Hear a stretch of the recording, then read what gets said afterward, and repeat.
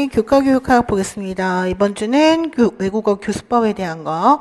그래서 외국어 교수법의 언어학적 기초 세 가지 이론을 볼게요. 자, 촘스키의 변형 생성 문법 이론이라고 하는 것은 언어를 일종의 창조적으로 활용할 수 있고 무한대의 문장을 생성할 수 있는 이런 규칙 체계로 보고 있다. 그래서 언어학습이라고 하는 건 학습자가 능동적으로 언어 규칙을 발견하고 파악하고 활용하는 그런 과정으로 보고 있다.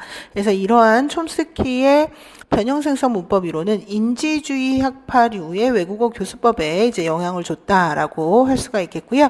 그 다음에 구조주의 언어학이라고 하는 것은 언어를 하나의 음위, 어소, 문법 등 서로 연계성이 있는 단위로 구성된 하나의 구조 체계로 보고 있다.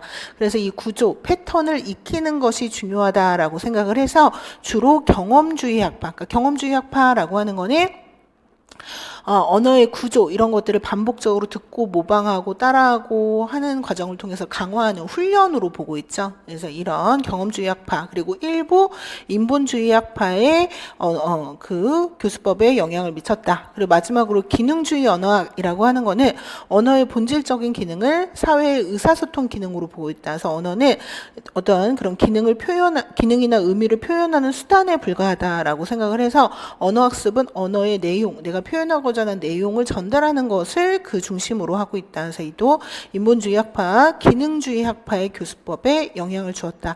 그래서 변형생성 문법 이론은 언어를 일종의 선천적 관점에서, 구조주의 언어학은 언어를 일종의 후천적 관점에서 보는 것이라면 기능주의 학파 교수법은 이런 선천, 후천이 중요한 게 아니라 내가 표현하고자 하는 말을 정확하게 적절하게 표현을 하는데 중점을 두는 교수법이라고 보시면 되겠어요. 자, 그래서 26번에 A번 보시면은 기능주의 언어학은 1960년대에서 60년대 말에서 70년대에 일어났던 중요한 언어학 유파이다. 그 연구의 중심을 언어의 형식에서 언어의 기능으로 변이시켰다라는 거죠. 이 학파는 언어의 핵심 기능은 사회의 의사소통의 욕구를 만족시켜주는 것으로 여겼다. 그래서 언어의 구조와 변화, 발전, 연변이 모두 사회의 기능에 적응성을 위해 봉사해야 한다라고 생각을 했다, 강조했다. 그래서 할리데이가 이제 그 창립했던 체계 기능 문법 이론이라는 것이 있는데요. 문법이라고 하는 것이 의미에서 시작되어야 한다라고 하면서 언어의 사회성과 의사소통 기능을 강조했다. 그래서 이런 외국어 교수법하고 개정 교육과정에 있는 것 중에 키워드가 일치하는 것들을 좀 같이 봐두시면 좋다. 그래서 문제가 단독으로 나올 가능성도 있지만 개정 교육과정하고 연계해서 나올 가능성이 있으니까 그럼 여기에서 핵심이 되는 키워드는 기능과 의사소통이다.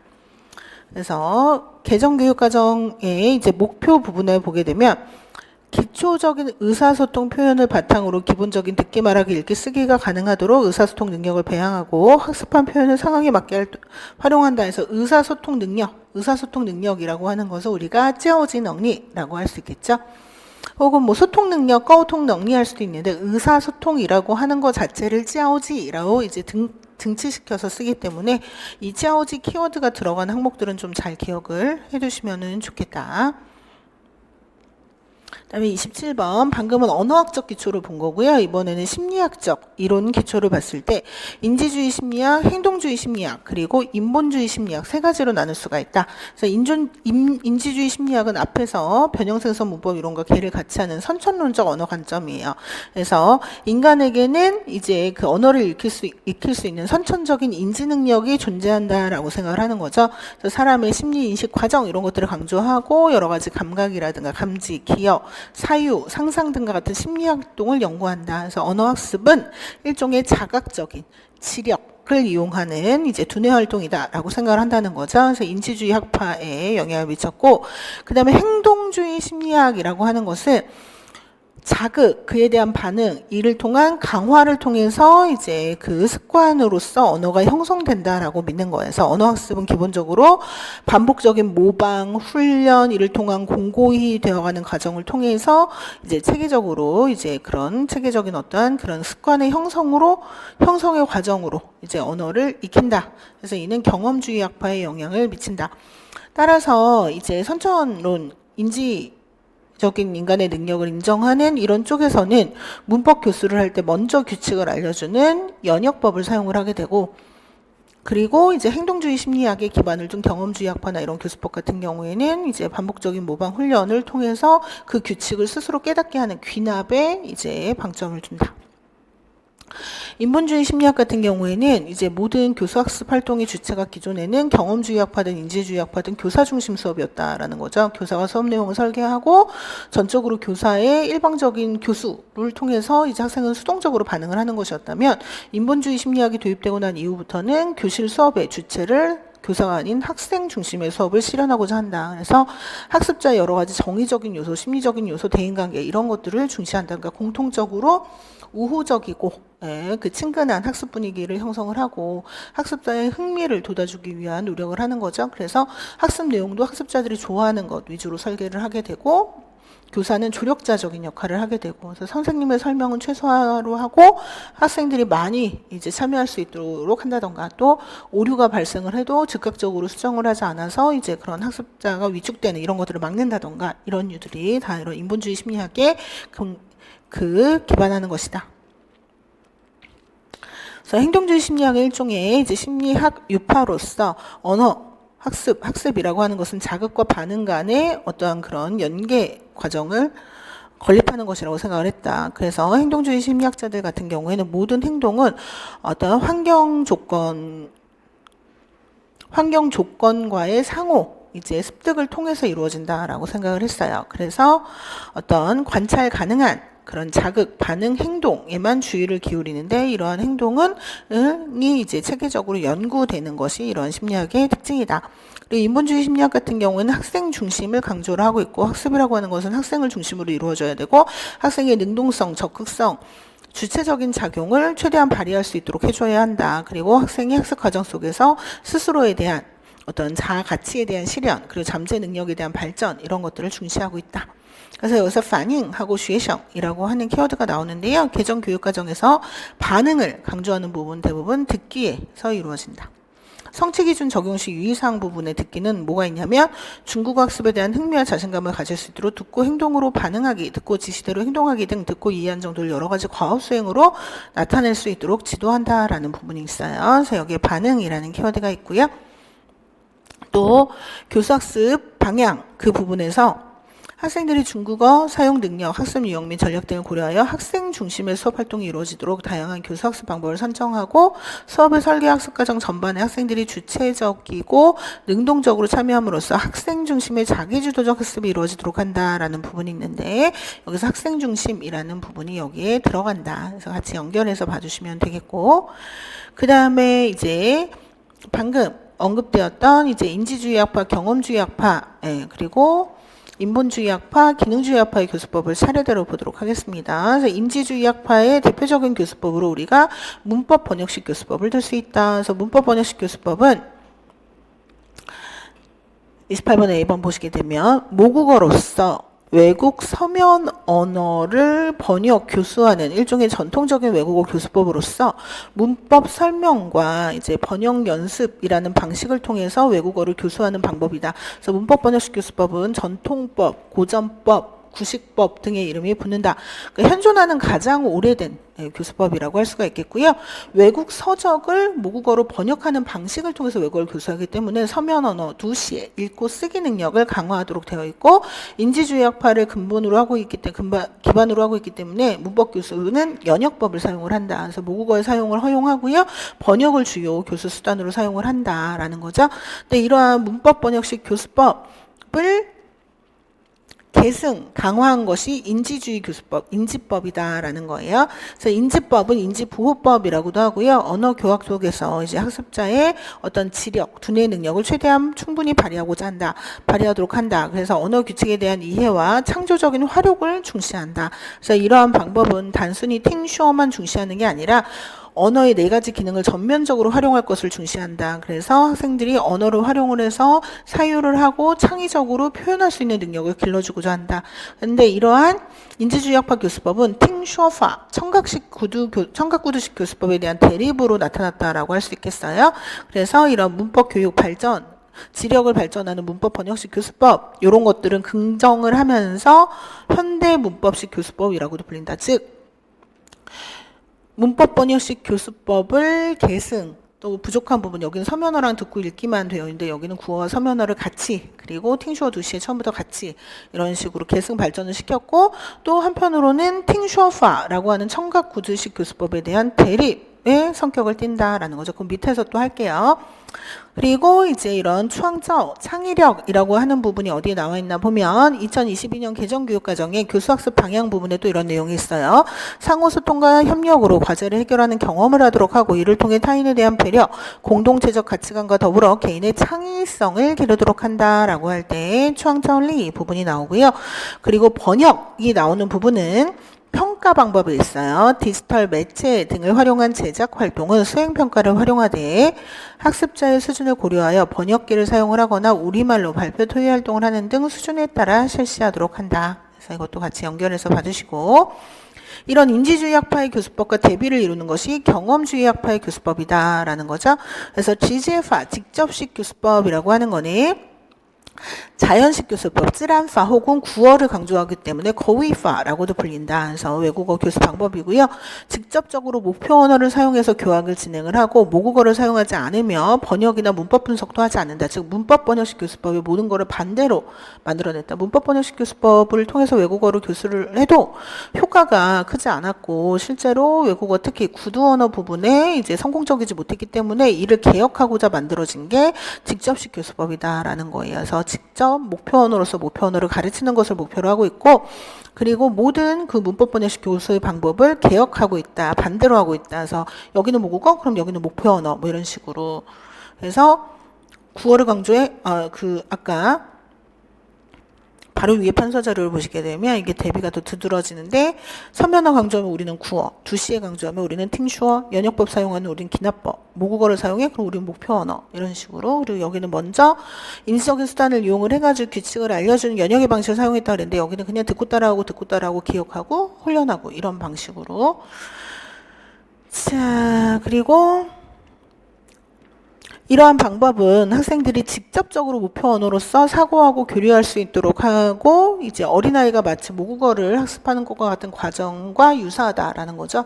그래서 우리가 처음에 모국어 배울 때 이거를 일일이 번역하거나 뭐 이렇게 하지 않고 바로 직접적으로 그 언어를 배우면서 개념도 익히고 이렇게 했잖아요. 그래서 마치 어린아이가 모국어를 배우는 과정처럼 외국어를 배우자 이러한 관념에서 나온 것이 바로 이 직접식 교수법이다. 근데 이 직접식 교수법도 그렇게 성공적이지는 못했다라는 거죠. 그래서 이런 직접식 교수법의 단점을 극복하기 위해서 나온 것이 일종의 팅슈어파라고 보시면 되겠어요. 그래서 팅슈어파는 거위파 이것도 팅쇼파도 거위를 중시하기 때문에 거위파 그리고 쥐싱 문형 위주의 교육을 하기 때문에 쥐싱파 혹은 제거파 혹은 군대에서 많이 활용을 해서 찐퇴이자오셰파 등으로 불린다. 그래서 문형 구조를 반복적으로 훈련을 함으로써 구어와 듣기 말하기 능력을 길러주는 교수법이다 되어 있는데요. 어떤 GGFA 같은 경우에는 난이도에 상관없이 또 실제 활용도에 관계없이 우리가 모국어 들었을 때처럼 그냥 이해를 하든 못하든 계속 그 목표 언어의 입력만 이루어지는 거예요. 그러다 보니까 실제 그거를 이해하고 활용하는 그 정도가 떨어졌는데 직접식 교수법은 가장 많이 사용하는 중국어 문장을 패턴으로 만든 후 문형으로 만든 후 이를 난이도 순으로 재배열을 해서 계속 자주 상용하는 패턴을 반복적으로 듣고 따라하도록 만든 거죠. 예, 그래서 이런 취싱 위주의 교육을 한다는 것이 GGFA랑 다른 건 다 똑같은데 이 부분만 좀 차이점이라고 보시면 되겠어요. 똑같이 거의 팅슈어 중시하고 귀납법 이용하고 목표 언어로 하는데 취싱 위주의 교육을 한다라고 하는 거 그리고 오류가 있으면 즉각적으로 이제 수정을 해준다. 그래서 아까 이런 팅슈어파의 대립으로 나온 게 렌즈파라고 했죠. 그러니까 문법 번역식 교수법의 반대로 나온 게 GGFA고 GGFA를 계승 발전시킨 게 팅슈어파고 팅슈어파의 반발로 나온 게 렌즈파라고 생각을 하시면 되겠어요. 그래서 이 렌즈파는 또 문법 번역식 교수법은 인정을 하고 있고요. 자, 그래서 여기 GG라는 키워드는 평가 방법에 나와 있는데요. 중국 문화 관련 정보 및 기타 학습 자료 탐색과 활용 능력은 수행 평가를 통해 가급적 직접 평가 방법을 활용을 한다라는 거죠. 그래서 학생들에게 어떠한 과제를 내주고 그 과제를 수행평가를 통해서 확인을 한 다음에 교사가 직접 그것에 대해서 이제 그 평가 기준에 맞춰 평가를 하는 이러한 방식을 취한다라는 것이고요. 그 다음에 모의고사 문제 9번으로 가겠습니다. 자, 말하기의 성취 기준에 낱말이나 구 간단한 문장을 활용하여 질문하거나 대답한다. 그리고 학습한 의사소통 표현을 상황에 맞게 자신감 있게 말한다. 다양한 매체를 활용하여 적극적으로 자신의 생각과 느낌을 말한다 부분이 있는데요. 아까 듣기에서 제일 중요한 키워드가 반응인데 이 말하기에서는 꼭 연계되어서 나오는 가장 중요한 키워드가 징징, 상황이다. 상황에 맞는 그런 의사소통을 굉장히 중시하고 있다라는 거죠. 자, 그래서 오른쪽에 교환을 보시게 되면 교사가 주요 문형을 설명하고 주요 문형 문법정 그리고 이것을 사용하는 환경을 설명하고 난 다음에 학생들이 이 문형을 활용해서 문답을 진행한다. 그래서 선생님이 일정한 징징을 설정을 하고 학생을 지도한다. 请问图书馆怎么走一直走到十字路口往右拐离教远不远不远走5分钟就到了 이거는 원로를 익히기 위한 방식이 되겠죠. 그래서 첫 번째 학습 목표는 学会 혹은 能够与원로有关的表达方式 그래서 학습 목표 설정을 할 때는 항상 유의하셔야 되는 게 뭐뭐 할 수 있다로 해야 된다는 거예요. 그래서 앞에 能够 혹은 学会 뭐뭐 할 수 있다 이 항목이 꼭 들어가 줘야 돼요. 학습 목표 설정을 할 때. 자, 그 다음에 介绍 中国交通工具 그래서 중국의 교통 수단을 소개한다. 그래서 각 조별로 인터넷상에서 중국의 주요 교통수단 및 주요 교통수단을 검색하고 한국 교통수단과 비교한다. 그리고 각 조별로 교통안전과 관련된 젠슌이라고 하면 우리가 카드뉴스를 만들고 발표를 진행한다라는 거죠. 그러면 두 번째 학습 목표는 能够了解中国的交通文化提高安全意识 적어도 앞에 부분은 꼭 들어가 줘야 되겠죠. 자, 그래서 요렇게 이제 그 징징은 여기서 이제 찾아 쓰시면 되겠고. 자, 그 다음에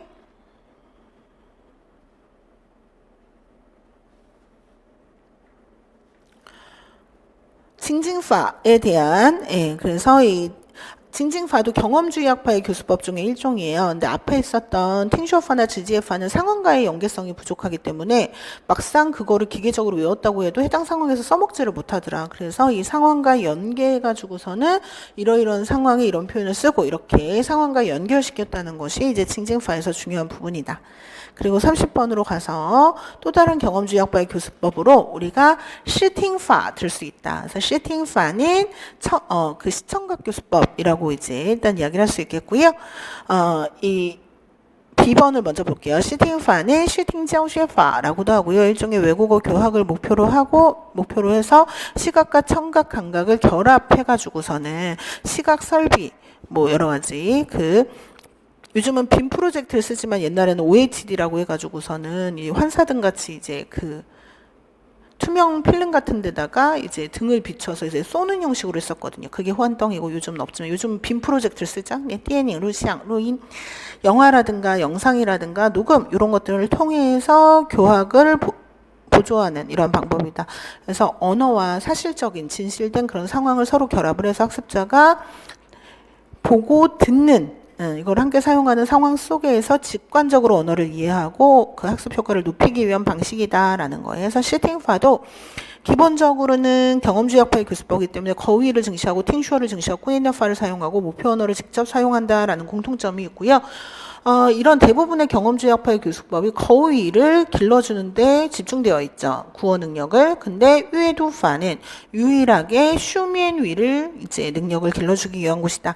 그리고 보통 서면 언어를 강조하는 게 읽기 쓰기를 동시에 하는데 위에두파는 읽기만 오로지. 그래서 유일하게 딴샹지능 단독 기능, 분리 기능을 강조하는 그런 교수법이다라는 거죠. 근데 나머지 꼬이나파를 이용하고 목표 언어를 통한 직접적인 독해, 그러니까 한국어로 번역하지 않고 목표 언어로서 직접 이제 읽고 이해하는 이런 방식을 쓰기 때문에 경험주의 학파의 교수법이다라고 할 수 있겠어요. 그래서 위에도 파는 이제 우리가 신파, 새로운 식의 읽기 교수법 신파라는 명칭도 사용을 하고요. 직접적인 읽기를 통해서 읽기 능력을 길러주는 교수법이다. 그래서 처음으로 읽기 언어 기능을 위주로 하는 단독의 분리 기능을 훈련하는 그런 그 방법이다. 그래서 평가 방법의 이 항목은 중요해요. 평가 항목에 따라 개별평가와 통합평가를 적절하게 실시하되 통합평가의 비중을 서서히 높인다 할 때 이 개별평가라고 하는 게 딴시앙, 예, 딴시앙 빙자 혹은 뭐 딴시앙 가오거 이런 표현을 쓸 수 있다. 자, 여기까지가 찡옌파이에 대한 그런 교수법이었고요. 그 다음에 이제 런번파이의 교수법을 보면 학생 중심 교수법이라고 이제 보시면 되겠어요. 학생자 중심의 수업을 한다.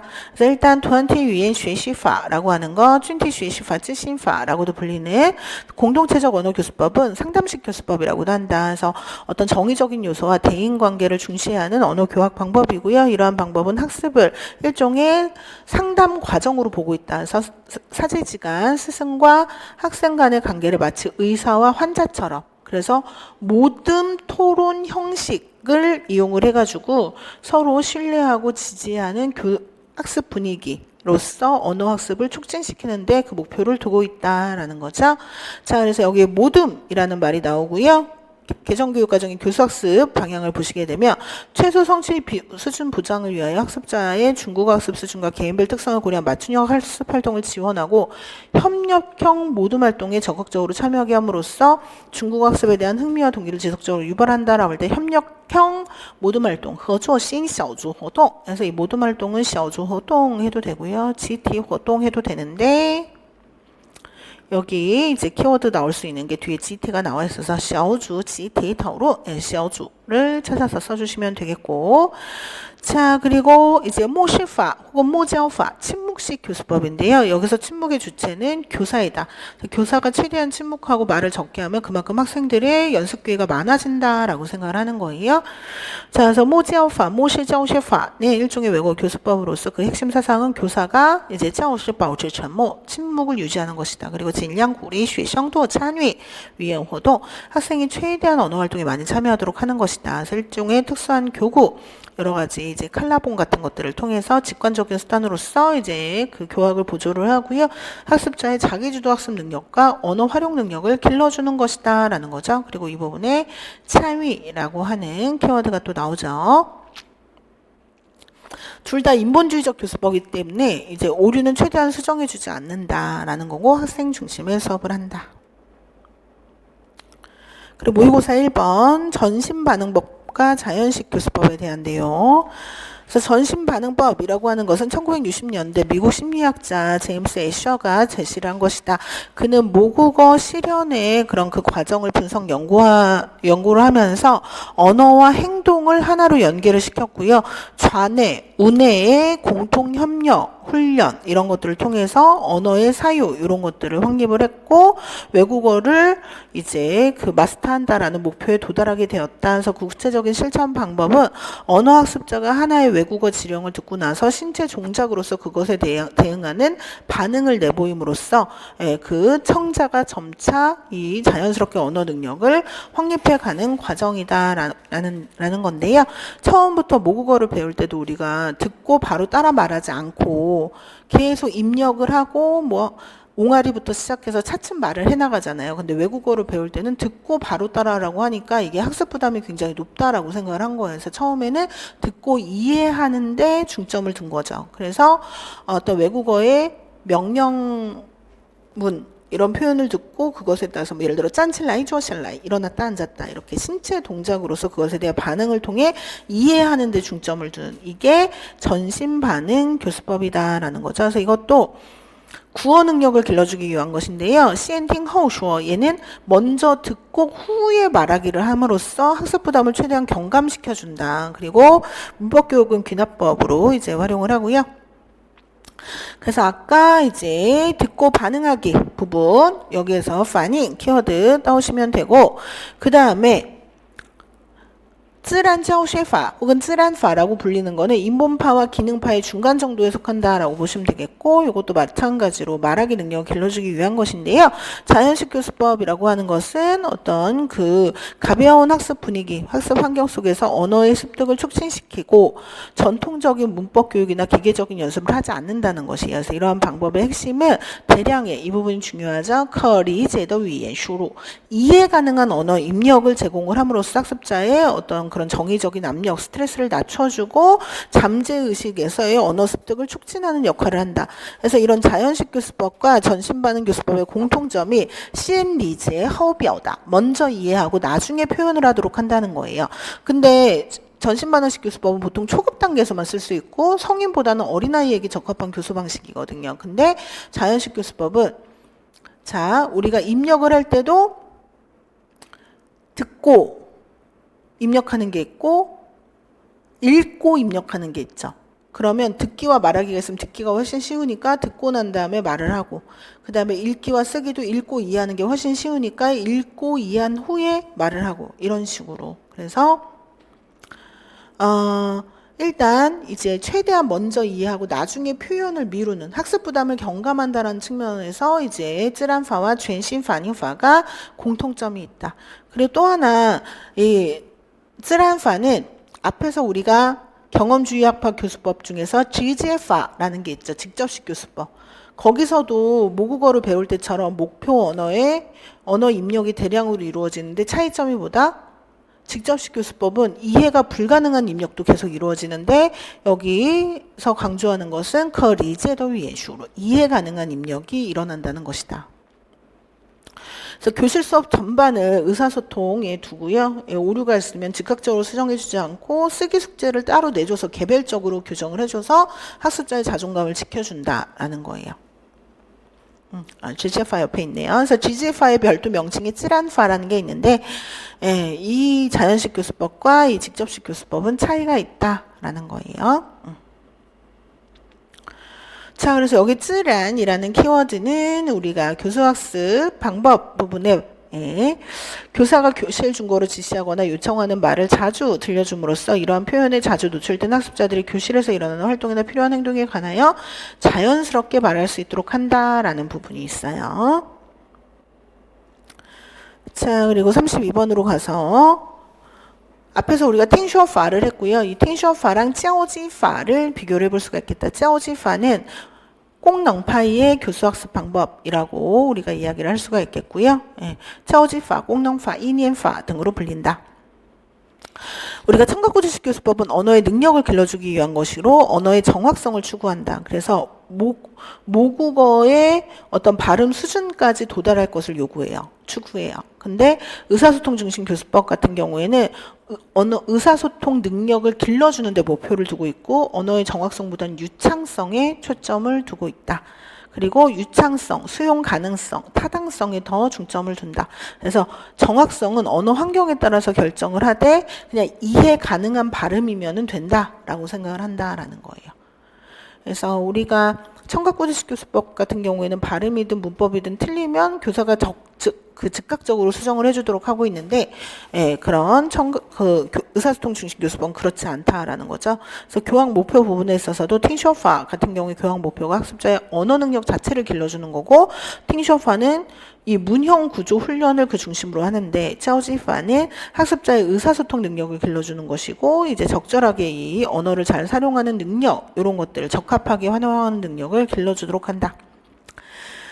자, 그리고 그 말하기에 성취기준 적용 시 유의사항의 이 부분은 별표해 두시고 초기에는 발음의 정확성에 초점을 맞추도록 하고 점진적으로 유창성을 높이도록 한다 해서 정확성과 유창성이 나와 있죠.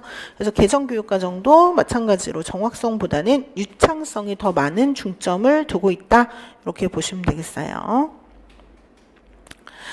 자, 그 외에도 이제 그 팅슈어파 같은 경우는 언어 자체, 팅슈어 두시 이런 것들을 잘 활용을 해서 정확하게 말하는 언어 능력 자체를 길러주는 것이고 얘는 뭐 발음이 조금 나쁘거나 비문이 조금 있다고 하더라도 내가 표현하고자 하는 바를 정확하게 표현할 수 있는지를 타당하게 표현할 수 있을지를 보는 의사소통 능력 배양을 더 중점적으로 두고 있다. 자, 그리고 팅슈어파의 학습 중점은 구조와 형식 부분에 있다면 이제 그 지어지파는 기능과 의미 전달에 있고요. 이 내용도 얘는 시엔 팅슈어 허우 두시, 팅슈어를 강조한다면 얘는 팅슈어 두시를 복합적으로 모방과 반복, 여기는 의사소통 활동, 여기는 교사 중심의 수업, 여기는 학생 중심의 수업을 한다는 것이 차이점이 있다. 자, 콩낭파이의 두 번째 교수법으로 우리가 이제 그 런우파 과업 중심의 언어 교수법을 들 수 있다. 런우싱 위엔자오셰파 같은 경우에는 이 임무를 완수하는, 과업을 완수하는 것을 핵심으로 하는 언어 교학 방법이다. 이러한 교육 모델 하에서 학습자는 1년의 의사소통성 임무, 과업을 완수하는 것을 통해 학습하고 그 목표 언어를 활용한다. 그래서 이 부분 주어 중슈 혹은 짜이 주어 중슈라고 하는데요. 내가 하면서 배운다라는 거예요. 그러면서 주어 중슈 용 중슈 써먹으면서 쓰면서 배운다라는 티엔시 슈시 체험형 학습, 체험식 학습을 강조한다. 그래서 이런 과업 중심의 교수법 같은 경우에는 학습자의 언어 활용 능력과 통합적인, 종합적인 소양 이런 것들을 이제 그 중시하고요. 학습자의 학습 흥미를 돋아주고 이제 그 언어 의사소통 능력을 길러준다. 자, 개정교육 과정에서도 말하기의 성취 기준 적용 시 유의사항 부분에서 과업이 나와요.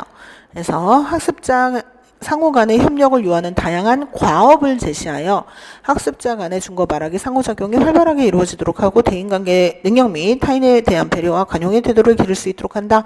그래서 일라노라는 키워드 잘 연결해 두시고, 또 하나는 문화의 성취 기준 적용 시 유의사항이 중국인의 전통 문화와 관련된 다양한 활동을 진행하여 중국 문화를 직간접적으로 체험하게 한다. 그래서 문화에서는 또 잘 나오는 키워드가 바로 이 체험이다.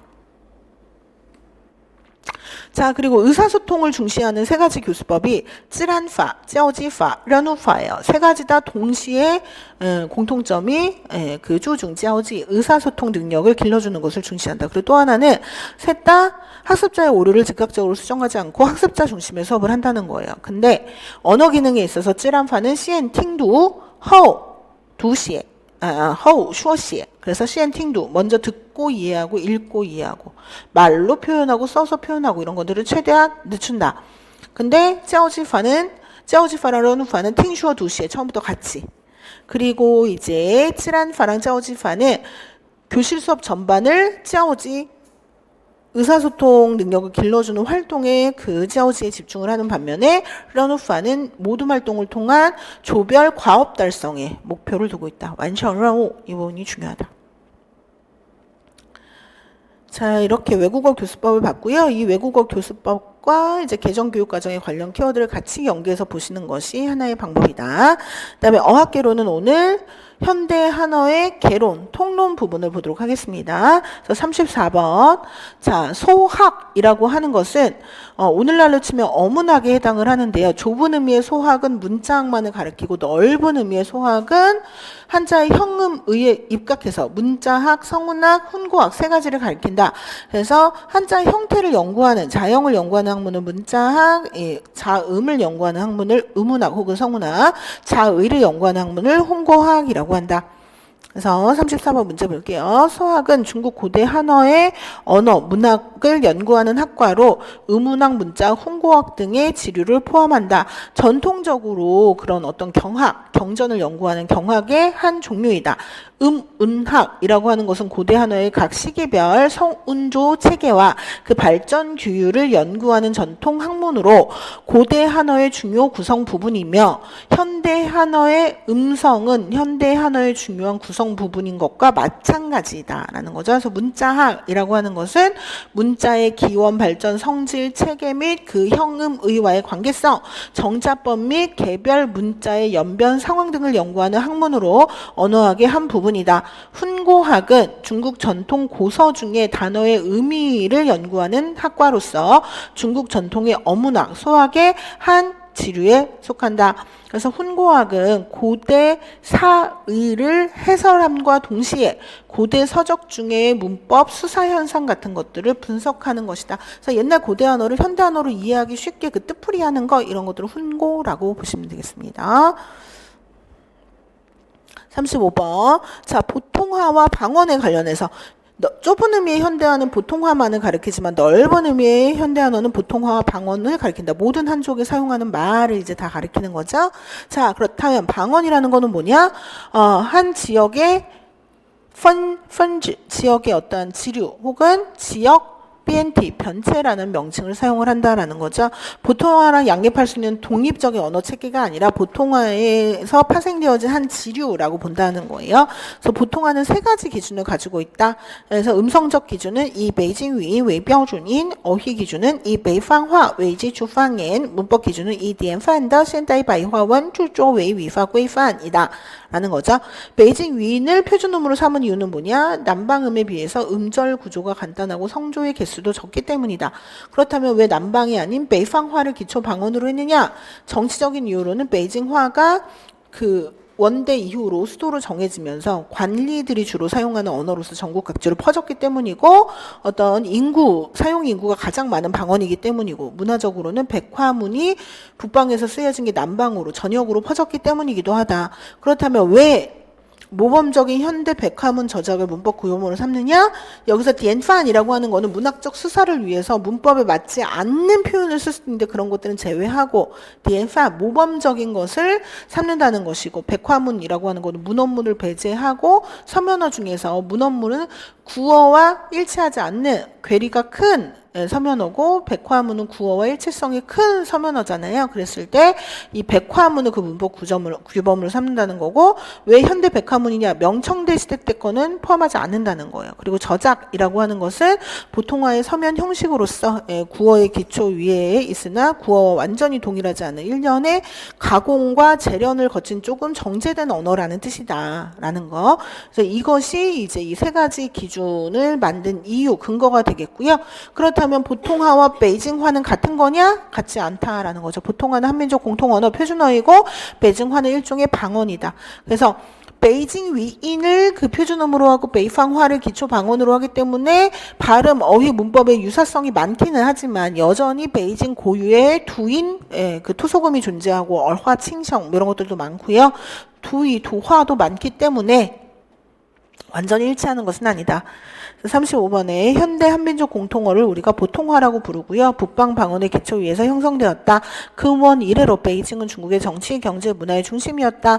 따라서 베이징화의 영향력이 점차 뚜렷해졌고 그 지위도 나날이 중요해졌다. 또 다른 한편으로는 베이징화가 관부에서 통용되는 언어로서 전국 각지로 퍼져가서 관화가 되었다. 또 한편으로는 백화문, 저작, 작품 같은 것들이 더 작품에 있어서 베이징화의 영향력이 더 커졌다. 더 많이 받아들였다. 이로써 이제 수백 년 전에 베이징화를 대표로 했던 북방방언이 전체 사회에서 이미 매우 중요한 지위를 차지했음을 알 수 있다. 그래서 이거에 대한 위인, 즈회, 위화, 싼거规定은 요거 적어주시면 되겠고요. 그 다음에 36페이지 이런 보통화를 가리키는 지역별 시기별 명칭이 있다. 지역별로 대륙에서는 이제 보통화 중원 등으로 불리고 대만에선 구어위, 동남아에서는 화위, 그리고 한국, 일본 등지에선 중거위라고 불린다. 시대별로는 춘추시대 때 야엔, 한대 때 통위를 거쳐서 명청시대 때는 그 관화라고 하고 신혁명 이후로는 구어위라고 불렀다가 1949년 신중국 설립 이후로는 보통화라고 불렀다. 그래서 대만에선 여전히 구어위라고 부른다는 거죠. 그래서 지금 사용하는 지역으로 봤을 때 중국 대륙은 중국 대륙에서 통용되는 그런 중국어를 가리켜서 보통화라고 부르고 대만에선 여전히 구어위라는 명칭을 사용을 한다. 싱가포르나 기타 일부 그 화교들의 커뮤니티 화교들이 사는 그런 곳에서는 보통화를 화위라고 부른다. 그렇다면 그곳에서 왜 보통화로서 중국어를 말하지 않고 보통화를 써서 이제 중국어 쇼하위를 하느냐? 그렇다면 그들이 같은 그런 그 원류 이런 부분에 있어서 과이만큼 이렇게 명확하고 강렬하지 않기 때문이다라는 거죠. 그러니까 그곳에서 보통화로서 한위를 지칭을 한다면 이 화교라고 하는 그런 그 커뮤니티에 있어서 봤을 때 화위라고 말을 하는 것만큼 뚜렷하게 그 보통화라는 의미가 전달되지 않기 때문에 여기서는 화위라는 명칭을 쓴다 그 얘기고요. 중국의 최초의 공통어는 2000여 년 전으로 거슬러 올라와서 춘추 시대 때 아언, 한대 때의 통위, 위진 남북조 시대 때는 정음이라고 불렀어요. 정인, 그리고 원대 때는 텐샤 통위라는 명칭도 썼대요. 그러다가 명성대 때 관화, 중화인민공화국의国语, 그리고 지금 중화민국의国语, 그리고 중화人民共和国의普通话까지 오게 되었다. 여기에 이제 정음과 텐샤 통위라는 명칭이 좀 추가가 됐죠. 자, 그리고 시기별 명칭 받고 37번 방언과 보통화의 특징 보시게 되면 앞에서도 많이 얘기했지만 보통화는 한민족 공통언어고 방언은 공통언어의 어떤 지류이자 지역적 변체이지 보통화랑 양립할 수 있는 독립적 언어가 아니다라고 했어요. 근데 방언 역시도 이제 발음, 어휘, 문법 체계를 가지고 있고 그 해당 지역 내에서는 의사소통이 가능하다. 사회적인 그런 의사소통이라고 하는 사회적 필요를 만족시킨다라는 거죠. 또 언어 요소로 봤을 때는 발음, 어휘, 문법, 문자 중에서 한자는 똑같고 문법의 차이는 비교적 적고 그 다음에 어휘, 발음 차이가 가장 크다. 이렇게 볼 수 있겠죠. 자, 37번에 중국어의 7대 방언의 어떤 발음 체계는 고유의 특징을 가지고 있고요. 역사 발전과 연계해서 봤을 때 관화방언의 음계가 비교적 단순하고 중국어의 발음은 어떤 복잡한 데서 간단한 데로 총판에서 시향지엔으로 그 발전 추세를 반영하고 있다. 남방의 각 7대 방언의 음계는 비교적 복잡하고요. 고대 음성의 음소를 더 많이 보존하고 있다. 그래서 중국어의 방언 간의 차이는 주로 발음 부분에서 두드러진다. 그럼에도 불구하고 이렇게 발음 차이가 큰데 왜 얘를 다른 언어다, 독립된 언어다라고 하지 않느냐라고 했을 때 중국어의 각종 방언 간에는 비록 많은 차이가 존재하지만 여전히 공통된 한자 부호체계를 가지고 있고 공통의 어휘 단위, 어소, 단어, 구라고 하는 어휘 단위를 가지고 있고 또 대체적으로 통일된 문법 구조와 전체적으로 관계가 밀접한 대응된 음계를 가지고 있다라고 하는 건 뭐예요? 성윈,띠ao. 이 각각의 발음이 다를 뿐이지 성조, 음모, 성모, 음모, 성조라고 하는 이 음성 체계는 서로 동일하다라는 거예요. 영어처럼 완전히 다른 게 아니라는 거죠. 그래서 이러한 중국어의 이러한 방언 역시도 여전히 민족 공통어의 언어적 지류이자 현대 하나의 지역적 변체일 뿐 보통어랑 양립할 수 있는 독립적 언어 체계가 아니다라는 거예요. 자, 그렇다면 지역적인 편차는 어떨 때 가장 크냐? 38번. 네. 일단 중국은 7대 방언이라고 했죠. 그래서北方方言의 대표 방언은 베이징화, 우방예는 수조화 혹은 상하이화, 그리고 민방예는 북쪽은 후조화, 남쪽은 샤먼화,客家方言은 매센화, 위에방예는 광주화, 쌍방예는 장샤화, 깐방예는 난창화 이렇게 두고 있는데 지역적으로 봤을 때는北方方言이 표준어의 근간이 되고 있기 때문에 표준어의 일치성이 가장 크겠죠. 그 다음에는 이렇게 나눴을 때 여기가 북방이란 말이에요. 그러면 쌍방예, 깐방예이 북방 방언과 일치성이 크겠죠. 그 다음부터 남쪽으로는 순서대로인데 우방옌, 민방옌, 커자방옌, 위에방옌. 근데 이때 유일하게 커자방옌이 깐방옌, 쌍방옌과 마찬가지로 이北方방옌과 일치성이 커요. 오방언, 민방언보다 더 커요. 더 일치해요. 그 이유가 뭐다? 커자방옌에 있는 이 사람들이 이 중원에서 남하한 한족이기 때문에 그러하다라는 거죠. 나머지는 오방언, 민방언, 월방언, 북방방언하고 멀어지는 순서대로 차이가 크다 이렇게 보시면 되겠어요. 7대 방언에 대해서 얘기해보자면 민월 두 개의 그 방언과 민족 공통어 보통화의 그 차이가 가장 크다. 오방언이 그 다음이고 커지야, 깐샹 방언 같은 경우는 보통화의 차이가 적다.北方方言이 한민족 공통어 언어의 기초가 되고요. 각 지역 그 관화와 보통화 간의 차이는 자연히 이제 적다. 커지아팡인의 사용 인구는 전체 한족의 4% 비율이고요. 광동 매현어를 그 대표로 하고 있고요. 광동, 복건, 광서, 대만, 강서, 호남, 사천 등 커지아란이 거주하고 있는 지역에서 사용이 된다. 그래서 동진 때 시작을 해서 그 난을 피해 가지고서는 이쪽으로 내려오기 시작을 했다는 거죠. 그래서 중원의 한족이 5차례 대규모의 남하하는 그런 사건이 있었다. 그래서 커지, 이시양, 타양의 객으로서 기거하는 이러한 그래서 이들이 다른 방언의 근을 포위하는 그 가운데 있었으나 여전히 내부의 언어적인 일치성이 크다. 그래서 모든 남방 방언에 둘러싸여 있잖아요. 근데 그럼에도 불구하고 내부적으로는 그 한쪽 그 북방의 그런 그 특징을 많이 잃지 않고 있다라는 거예요. 그래서 이 커지아팡의 특수성에 대해서 특징에 대해서 기억해 두시고 이제 현대 한어의 그 언어 요소별 특징으로 갑니다. 현대 한어의 특징을 우리가 음성 특징, 어휘 특징, 문법 특징으로 나눴을 때 음성 특징에서 제일 중요한 건 성조가 있어서 성조가 있는데 이 성조가 뜻을 변별한다라는 것이다. 자, 일단 메이어 후fu인 영어와 같은 복자음, 이중자음이 없다는 거예요. 영어 같은 경우엔 이런 식으로 뭐 스트리트 이렇게 되면은 이렇게 세 개 자음이 연속으로 온다던가 이런 게 있죠. 근데 중국어에는 이런 복자음이 없다. 엉, 쯔, 치, 시 같은 경우에는 자음 두 개가 합쳐진 게 아니라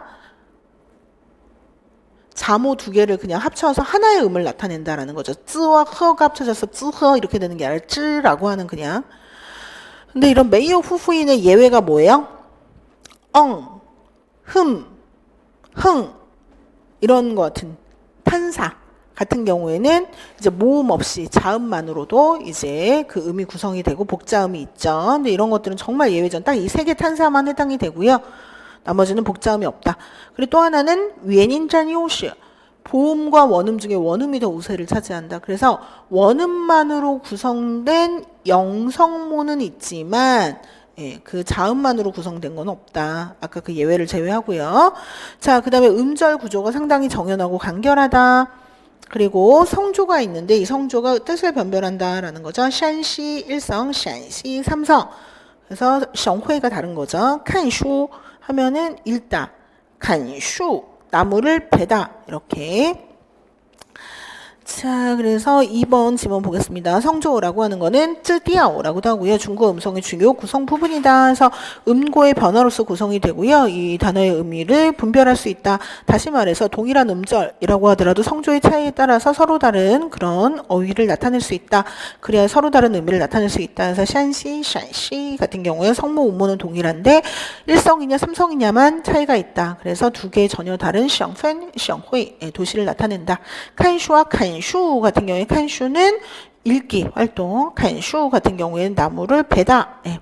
성모, 음모 동일하지만 성조의 차이로 인해서 나타내고자 하는 의미도 다르다. 유사한 예제는 아주 많다. 그래서 성조의 변화는 직접적으로 그 단어의 의미에 영향을 미친다. 성조는 중국어 음성에서 매우 중요한 구성 성분으로서 의미를 구별할 뿐만 아니라 언어의 표현력도 더 높여준다. 그래서 중국어를 공부할 때 성조를 잘 마스터하는 것은 매우 중요하다.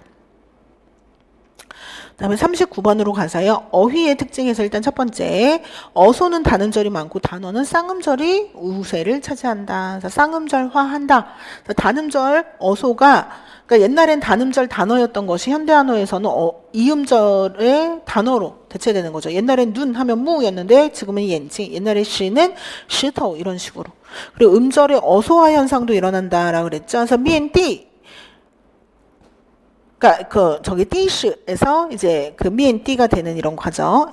띠시 택시인데 봉고 택시라고 할 때 미엔띠시 3음절이 싫으니까 미엔띠 이런 식으로. 그리고 연면사 같은 경우에도 루어 투어의 투어를 압축해가지고 투어마오 이런 식으로 만든다던가 이런 거. 그리고 다음 절을 쌍음절로 이제 줄이기도 한다. 네 와이마오이 하면 와이마오, 와이자오 부장 하면 와이장. 그리고 자이서 띠엔시지 하면은 이제 요게 이렇게 안 됐으면 좀 수정을 해주세요. 자이디엔 이렇게 여러분 건 제대로 돼 있죠. 자, 현대한어에서 쌍음절 사는 이제 아주 뚜렷한 그 우세를 보인다. 그래서 단음절 사가 일상 구어 중에서 여전히 빈번하게 사용된다고는 하나 전체 어휘 구조로서 봤을 때는 쌍음절 사의 수량과 사용 빈도가 단음절 사를 훨씬 초월한다. 그래서 단음절 사의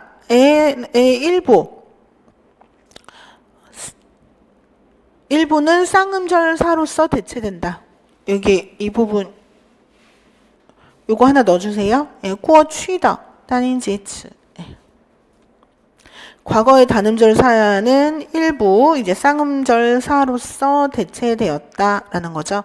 그래서 예를 들어서 무는 엔징으로 쓰는 시터로 그리고 일부 다음절 구 역시 쌍음절 단어로 압축된다. 아까 와이저 보장 자이서디엔 시지 칼라TV에서 자이디엔 이런 거. 그래서 현대 한어 어휘 중에 쌍음절사도 일부 발전하긴 했으나 여전히 쌍음절사가 절대 다수를 차지한다.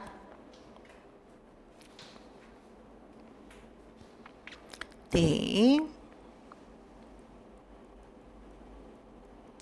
그 다음에 계속해서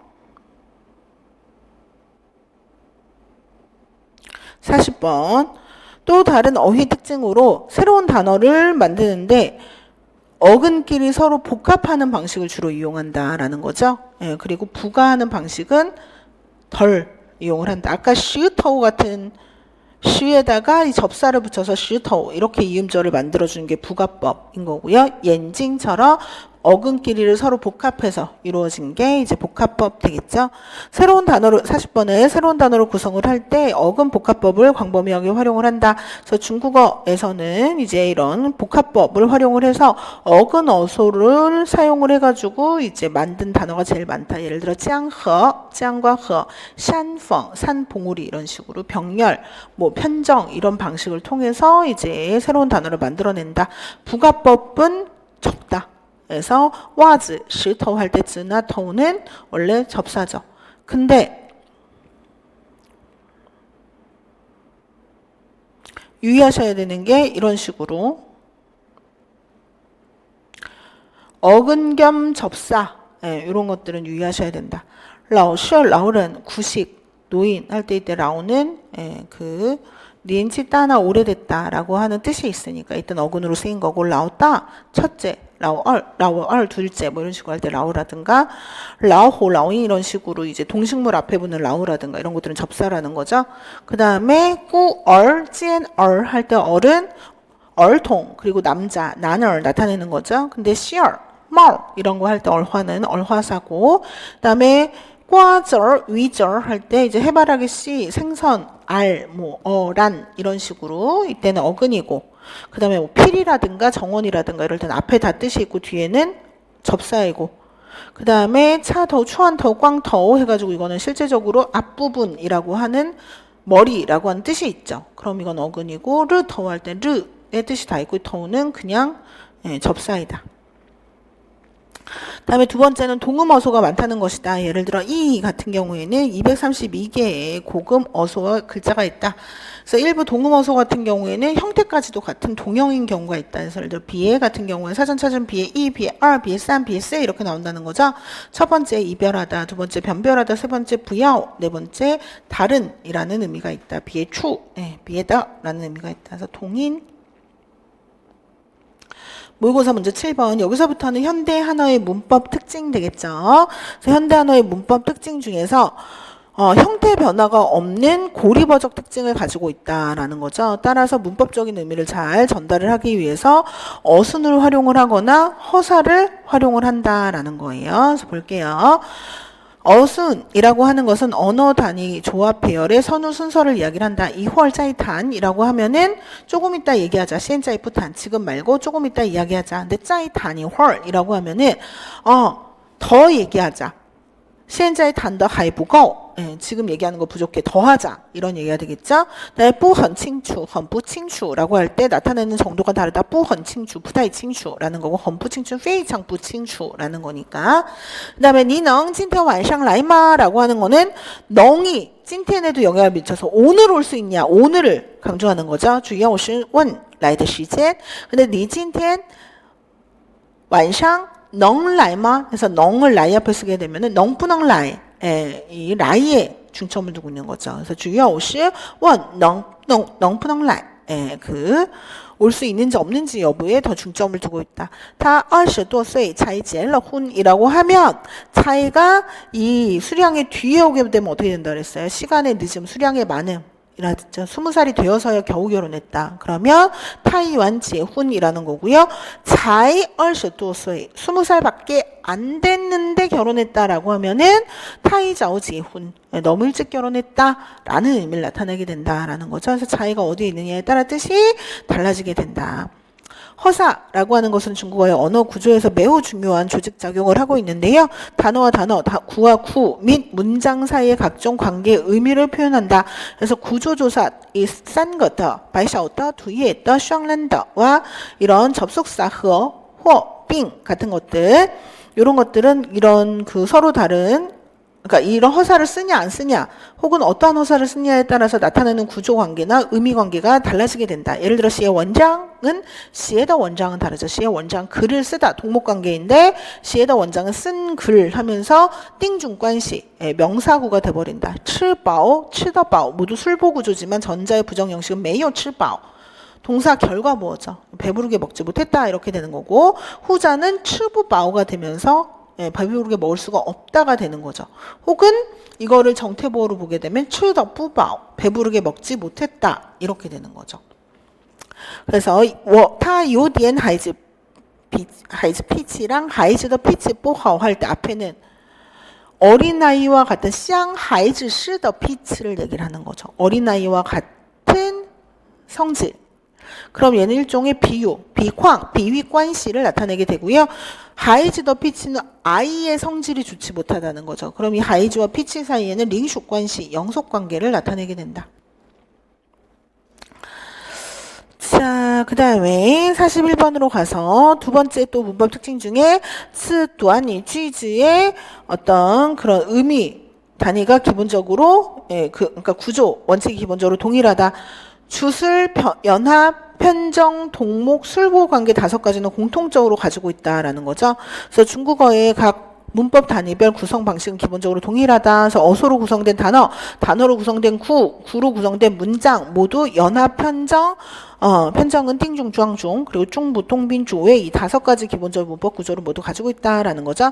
예를 들어 띠짠이라고 하면은 지진, 자, 띠똥이라고 하면 땅이 흔들리다. 둘 다 두 글자지만 띠짠이라고 하는 거는 띠라고 하는 어소와 쩐이라고 하는 어소가 합쳐져서 지진이라는 새로운 의미를 만들어냈어요. 그러니까 땅이 흔들리면서 뭐 어떻게 되는 현상을 이야기를 하는 거고 띠똥은 땅이 흔들리다라는 그 의미 그대로를 그 단순히 더한 거죠. 그래서 띠쩐은 단어고 띠똥은 구예요. 그리고 찐텐싱치 이 하면은 오늘은 월요일이다. 주술 문 명사 수로문이죠. 우리가 총회,智慧, 총회 이런 것들은 둘 다 지혜롭다라고 하는 단어이고요. 총민, 넝간이라고 하면 총민이란 단어와 넝간이라는 단어가 그대로 합쳐진 거죠. 똑똑하고 유능하다. 다 이변 칸쇼, 이변 팅 쇼인지라고 할 때 이변 做什么, 이변 做什么 병렬이죠. 뭐 하면서 뭐 하다라는 거고요.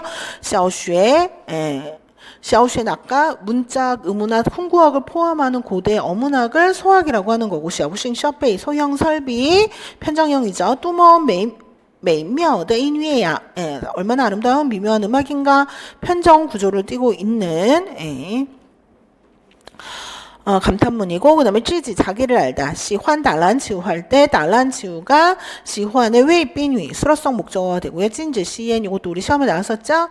찐지 자체가 이제 웨이빈 똥치고 시엔 해가지고 이게 목적어고 그래서 동목 구조로 이루어진 이제 금지문이고요. 슈어밍 말의 스톱 할 가지다 뒤에서 보충해주는 그 단어고 슈어더 민바이 그 보충구 술보구가 되겠고 슈어부 칭출러 하는 순간 진술의 어기가 생기면서 똑똑히 말하지 못했다 이렇게 되는 거죠. 자, 이 중에서 도안위에 속하는 것은 3번 띠똥이 되겠고요. 얘네들의 공통 구조는 주웨이. 여기서 10번으로 갈게요.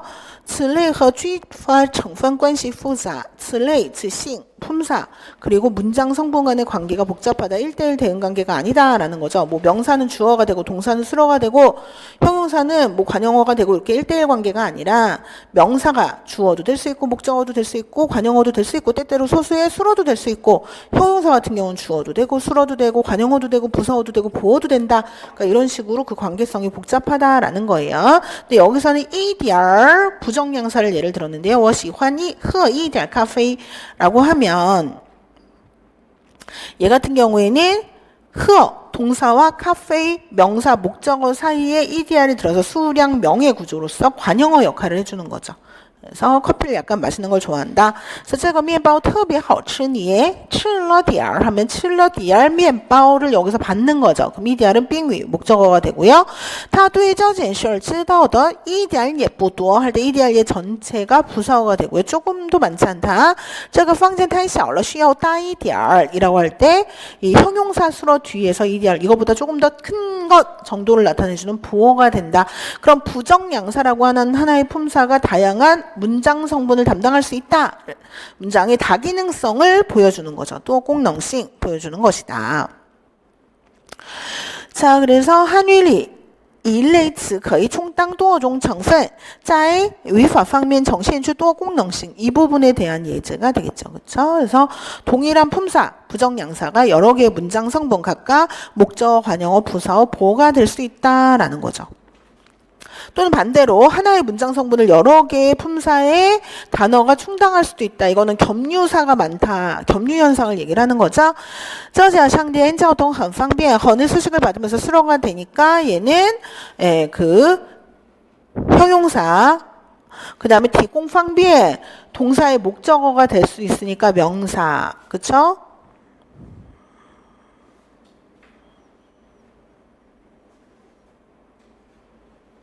요거 바뀌어야 되겠네요. 여기선 뒷공의 목적어가 된 것이니까요. 네.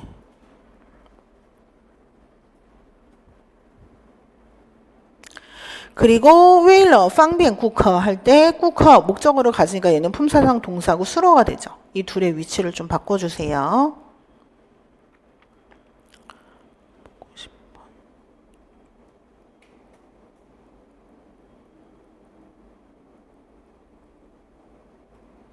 그 다음에 네, 이러한 겸유현상이라든가 다기능성이 나타나는 공통의 원인은 뭐다? 중국어는 고리버 혹은 우리가 분석어라고 했어요. 분석어로서 형태상 변화가 없기 때문이다. 형태 변화 없이 다양한 문장 성분, 여러 개의 품사를 겸할 수 있다. 42번으로 가서 양사와 어기사가 풍부한 것도 현대 언어의 문법 특징 중에 하나이다 라는 거죠. 그래서 중국어는 풍부한 양사와 어기사를 가지고 있다. 양사는 사람, 사물 혹은 동작의 수량 단위를 세는 단어이다. 이글은 량쯔마오, 이바, 자후 등과 같이. 자, 여기서 쯔 같은 경우 일성으로 읽어야 돼요. 여기서 일단 쯔는 소형 동물, 곤충 등을 쓸 때 쓰이고요. 마는 손잡이가 있는 물건을 살 때 쓰인다. 자, 그래서 현대 한어의 어기사는 이제 그 문장의 어기와 감정을 나타내는 주요 성분으로서 통상 문장의 맨 끝에 오고 소수 이제 중간에 올 때도 있다. 그래서 의문, 감탄, 부탁 등의 여러 가지 어기를 나타내게 되고 자주 쓰이는 어기사로는 마, 너, 알러, 마 등이 있다. 자, 똑같은 어기사라고 하더라도 니저와 하면은 감탄문이 되고 니저바 하면은 기사문이 되고 니저라 하면 진술문이 된다라는 거죠. 자, 오늘 어학계로는 이제 표준어와 방언 그리고 현대 한어의 각각의 음성, 어휘, 문법 특징별 그거를 나누어 가지고 쭉 살펴봤습니다. 자, 좀 쉬었다가 이제 문학 하겠습니다.